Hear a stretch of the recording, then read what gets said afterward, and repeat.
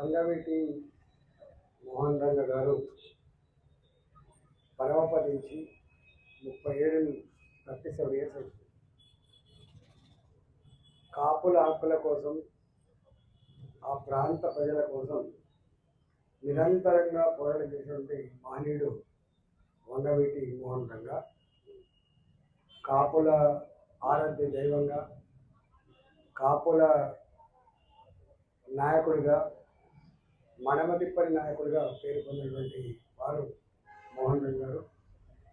మోహన్ రంగ గారి ఆలోచనతో అటు ఆంధ్ర ప్రాంతంలో కానీ, ఇటు తెలంగాణ ప్రాంతంలో కానీ కాపు సమాజం, ఈ కాపు యావత్ జాతి మోహన్ రంగ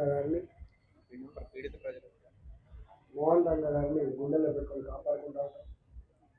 మోహన్ రంగ గారి యొక్క కర్తవ్యం, ఆశయం అణగారిన వర్గాలకు, పీడిత ప్రజానీకానికి ఎక్కడ అణచివేత ఉంటుందో అక్కడ మోహన్ రంగ గారు ఉండేటువంటి తత్వం, తిరుగుబాటు నేచర్ కలిగి ప్రజలకు, పీడిత ప్రజానీకానికి ఒక ధైర్యం, అండగా ఉన్నటువంటి నాయకుడు వంగవీటి మోహన్ రంగ గారు. కాబట్టి అటు కాపులు గుండెలో పెట్టుకుంటారు, అణగారిన వర్గాల జాతులు కూడా గుండెలో పెట్టుకొని ఇవాటికి మర్చిపోయిన నాయకుడిగా అనేక ప్రాంతాల్లో వారి విగ్రహాలను ఏర్పాటు చేసి వారికి జయంతి ఉత్సవాలు కానీ, వర్ధంతి సభలు కానీ ఘనంగా జరుపుకుంటూ ఉంటారు.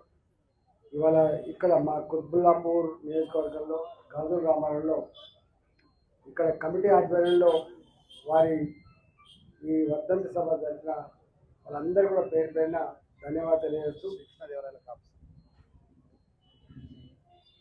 మా దగ్గర ఉన్నటువంటి శ్రీకృష్ణదేవరాయ కాపు సంఘం ఇవాళ వారి వర్ధంతి సభను ఘనంగా నిర్వహిస్తున్నందుకు వారికి అభినందన తెలియజేస్తూ నమస్కారం.